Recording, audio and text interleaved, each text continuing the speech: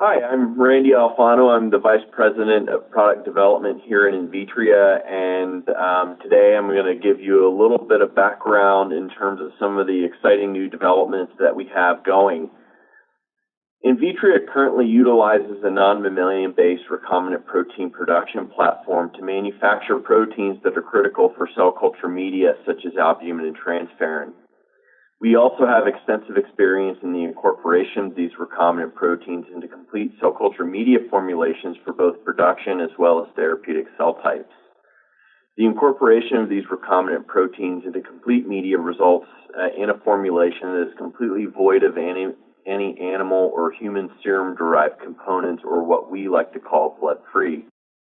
Removal of undefined and blood-derived components can have a multitude of beneficial impacts on the development of a cell or cell-based product, which we will touch base on further in this talk. Thus, Invitria is a global leader in the production of blood-free components, supplements, and media to facilitate the approval of life-changing medicines. The removal of undefined and blood-derived components in the implementation of chemically defined media can have numerous advantages in the R&D, intellectual property, and CMC aspects of cell and cell product drug development. The media is a rich source of intellectual property.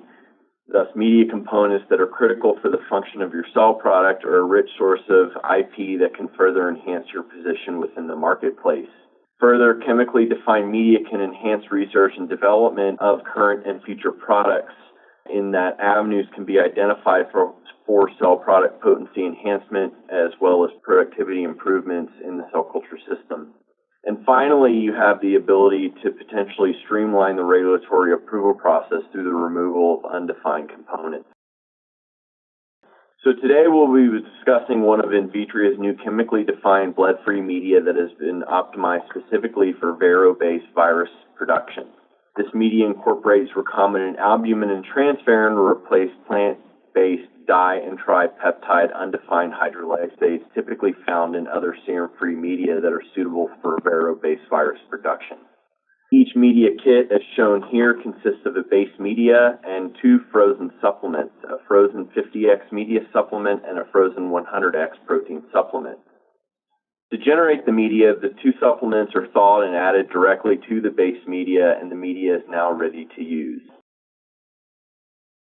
We'll focus the rest on the talk on the media functionality in terms of cell growth kinetics and virus production capabilities compared to the popular VPSFM product. We evaluated the growth kinetics of each media on wild-type vero cells in both T-flasks as well as 150 ml spinner cultures on plastic untreated microcarriers. The graph on the left demonstrates vero cell growth kinetics in both media in 14 passages, which took approximately 2 months to generate. Cell culture times were approximately 3 to 4 days, and the cells were seeded between 10 and 15,000 cells per centimeter squared at each passage. At each passage, the population doublings were calculated and were added to generate the cumulative population doublings that is presented in the graph. As you can see, at the end of the experiment, vero cells cultured in the OptiVero chemically defined media exhibited approximately 10 additional population doublings compared to VPSFM. The graph on the right demonstrates the ability of vero cells to expand in 3D dynamic culture in the two different media. Cells were expanded from a single T75 to two T150s in order to generate a large enough seed for each of the spinner cultures. Cells were then seeded at a final density between 10 and 15,000 cells per centimeter squared, and the runs were performed between 8 and 10 days. Starting at day 2, spinners were pH'd using a 7.5% bicarbonate solution to approximately a neutral pH, and glucose was fed daily to keep the cultured glucose at approximately 2 grams per liter. The OptiVero media demonstrated a more rapid proliferation ability in the spinners compared to VPSFM and a higher final cell density. In terms of morphology, cells appeared to be normal in the OptiVero media versus VPSFM. Cells that were fully adapted to either VPSFM or OptiVero were imaged by light microscopy. From the left to the right, the images consist of low confluency at low magnification, high confluency at low magnification, and high confluency at high magnification. As you can see, the cells cultured in the vero exhibit the expected morphology compared to VPSFM. Finally, we tested the productivity of the two different media using the flavivirus Zika and two different strains of influenza. The wild-type Zika virus was found to efficiently expand in both media and reach peak virus titer within 6 to 7 days of initial infection. And as you can see, there's essentially no difference between the vero and VPSFM.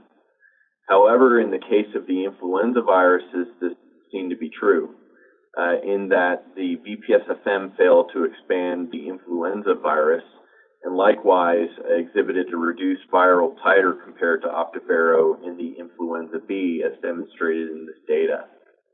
Although it is currently not known as to what is potentially causing this reduced ability of VPSFM to express certain viruses versus vero, it is suspected that the undefined di- and tripeptide hydrolysates have the potential to interfere with the infection processes in certain virus types, as demonstrated in this data. This finding further supports the general trend in industry to remove undefined components from cell and cell product manufacturing methods. To summarize this talk, vero is the end product of multiple levels of expertise that are worth mentioning again.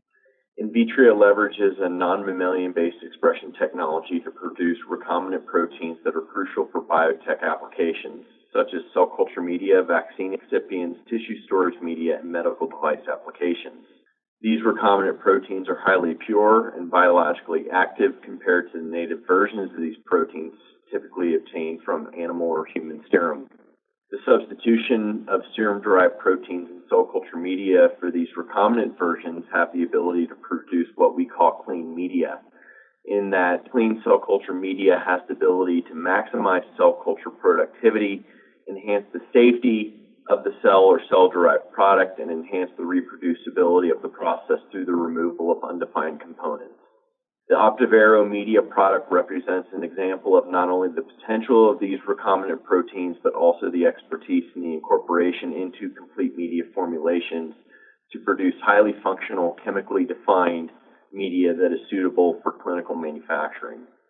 This knowledge can be leveraged in a collaborative fashion to assist in the conversion of animal or human serum components containing media or manufacturing processes to be completely void of blood-derived components to generate your own blood-free media.